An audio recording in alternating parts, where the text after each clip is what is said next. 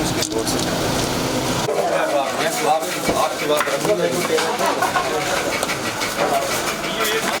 पुष्पाणि पूजनं प्रतिगृह्यताम्। भैया सभी लोगों का फोटो ले लीजिए यहाँ से।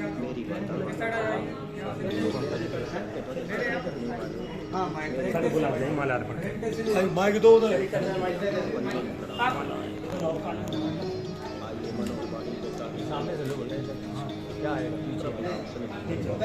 जी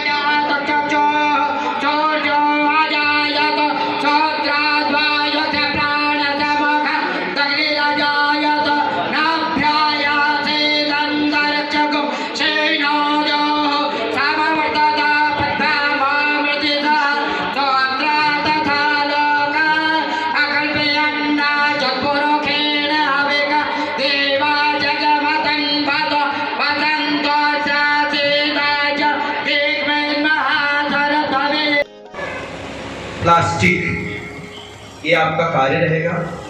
आपके जीवन में संघर्ष पूर्णता रहा, शुरू से लेके अभी तक है भी, और एक बार कलंक भी लगता या अकाल मृत्यु से भी बचे आप, एक्सीडेंट का भयंकर योग भी बना था, लेकिन ऊपर वाले की कृपा से बाल बांका आपका नहीं हुआ। आज भी संघर्ष आप कर रहे हैं। तो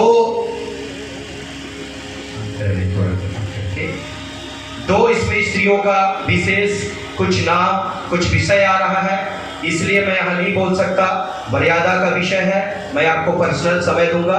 लेकिन जीवन आपका संघर्षमय था है और बीच में नहीं रहेगा, आगे नहीं रहेगा, ये मेरा कथन है। और भविष्य की एक ऐसी बात भी है, आप अभी तो बहुत अच्छे इंसान, इसमें कोई संदेह नहीं है, बहुत प्यारे हैं। आपके जीवन में अपने लोग ही इतना कुछ किए जिसके वजह से आप जेल भी जा सकते थे, लेकिन ऊपर वाले की कृपा से बात तो नहीं है, कुछ दो बातें हैं जी। और एक्सीडेंट का बताया वो हुआ था। देखिए, आप पहली बार मेरे से मिले हैं, कुछ विशेष बातें आपकी मेरे को दिखी, सो मैंने चर्चा किया। दो बातें आपकी विशेष है, अगर नाम जानना चाहेंगे तो नाम भी बताऊंगा, लेकिन मैं नहीं चाहता कि यहाँ बताऊं। आप मेरे से एकांत में जरूर मिले 2 मिनट के लिए, वो भी आपको मैं बता दूंगा।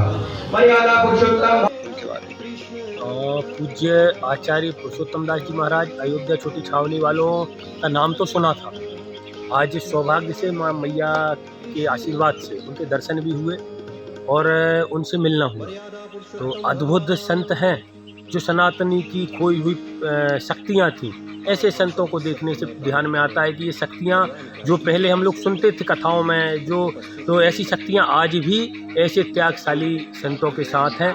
आज भी उनमें वो शक्तियाँ विराजमान हैं। जैसा उनका नाम है, निश्चय ही पुरुषों में उत्तम, ऐसा संतों में उत्तम संत महाराज जी हैं।